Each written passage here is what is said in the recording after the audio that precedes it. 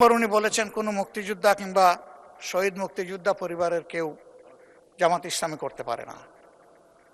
তাহলে উনাকে জিজ্ঞেস করে করা লাগবে? মাননীয় স্পিকার, আপনাকে ধন্যবাদ।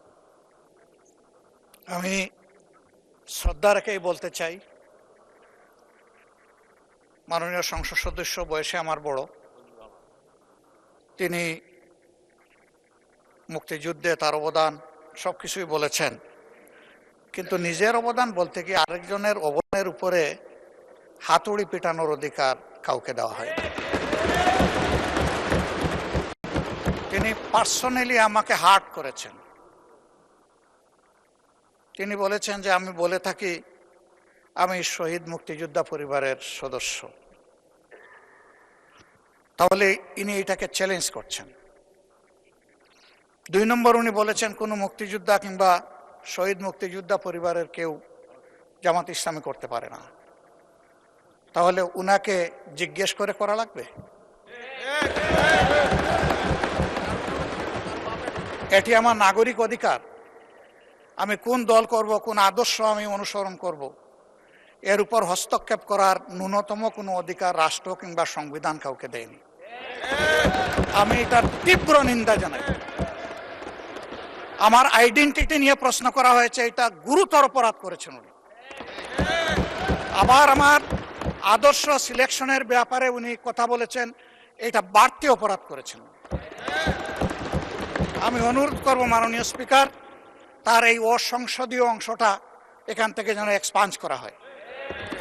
শেষে গিয়ে উনি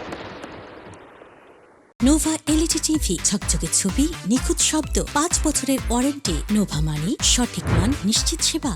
আমরা কুলামনে এই সংসদকে ফাংশনিং করার জন্য বর্তমান জ্বালানি অব্যবস্থাপনা সংকট যেটাই বলি, সেইটার ক্ষেত্রে আমরা এগিয়ে এসেছিলাম। কুলামনে কথা বলেছি, নোটিশ নিয়ে আলোচনা হয়েছে এবং পরের দিন এসে মাননীয় প্রধানমন্ত্রী একটা প্রস্তাব দিয়েছেন, আমরা সাথে এটা গ্রহণ করেছি। তিনি এইটাকে শেষ পর্যন্ত কনক্লুশন টানলেন কি দিয়ে? হ্যাঁ, যার মগজ যেরকম তার কনক্লুশন হবে সেটা।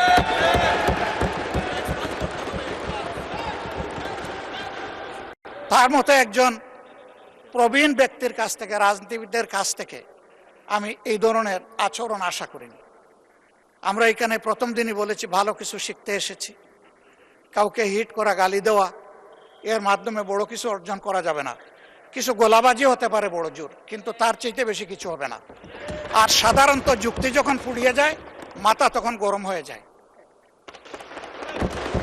একটা প্রবাদ আছে, রেগে গেলেন তো হেরেই গেলেন।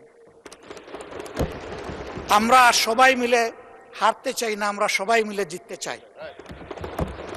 এই জন্য সবাই যেন মাথাটা একটু ঠান্ডা রেখে যুক্তির সাথে সত্য নির্ভর কথাগুলা বলি, তাতে অবশ্যই দেশবাসী উজ্জীবিত হবে, এই সংসদের প্রতি মানুষের আস্থা তৈরি হবে এবং দেশটাকে নিয়ে সবাই মিলে আমরা সামনে এগিয়ে যেতে পারব।